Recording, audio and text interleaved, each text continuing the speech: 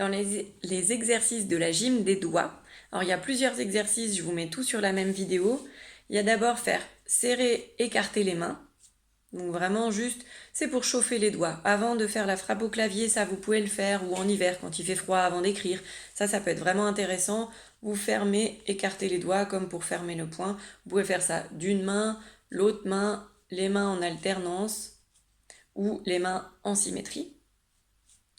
Dans le même style, vous pouvez faire une cage avec vos doigts. Donc chacun de vos doigts se touche par l'extrémité. Et puis essayez de demander un doigt et puis c'est ce doigt qui va bouger. Par exemple, index, pouce. Donc les doigts s'écartent. Auriculaire, j'étais plus vite. Annulaire, majeur. Et à chaque fois, les doigts s'écartent et puis reviennent à la même position. Si c'est plus dur de coordonner l'ensemble des doigts, ça peut juste être se dire on fait dans l'ordre. Donc le pouce, l'index, le majeur, l'annulaire, l'auriculaire, on revient dans le même sens ou on revient dans le sens contraire. On peut aussi mettre ses mains comme en prière, donc les mains vraiment serrées, et puis aller écarter les doigts et les rapprocher. Écarter les doigts et les rapprocher. Écarter les doigts, les majeurs, et les rapprocher. Les annulaires, les auriculaires, et puis continuer comme ça, chacun des doigts. Ça fait vraiment travailler tout ce qui est dissociation des doigts et puis la musculature interne de la main. Tout ce qui va être opposition aussi, pouce index, donc soit faire les petits ronds là qu'on avait l'habitude dans les tests, donc vraiment un petit bec mais avec un beau rond entre le pouce et l'index, les mouvements le plus vite possible, la main dominante mais aussi la main non dominante, c'est important quand même de la travailler. Et puis dans l'opposition, ça peut être les séries.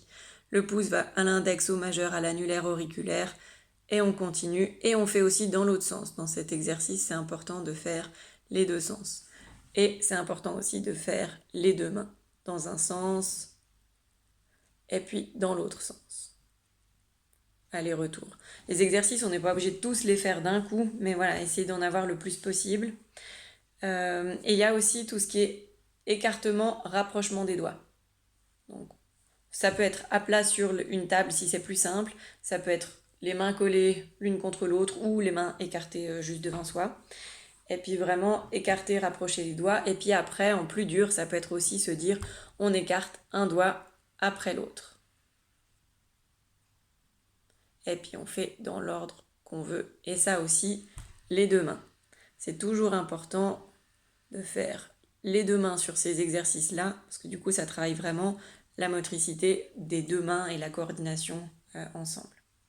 Voilà en gros pour tous les exercices qu'on peut faire de la mobilité. Vous pouvez aussi en inventer d'autres.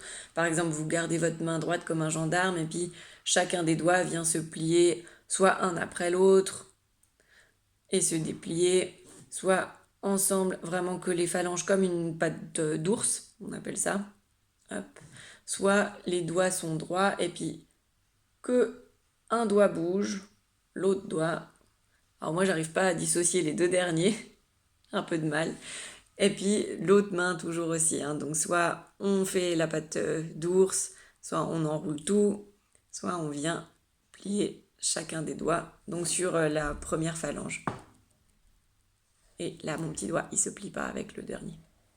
Voilà, donc tous ces petits exercices, ça va vraiment réchauffer les mains. Donc si on a froid en hiver, c'est pas mal avant d'écrire, avant de faire le clavier, et puis ça va vraiment renforcer les muscles, et puis un peu tout redissocier au niveau des doigts et de la motricité fine.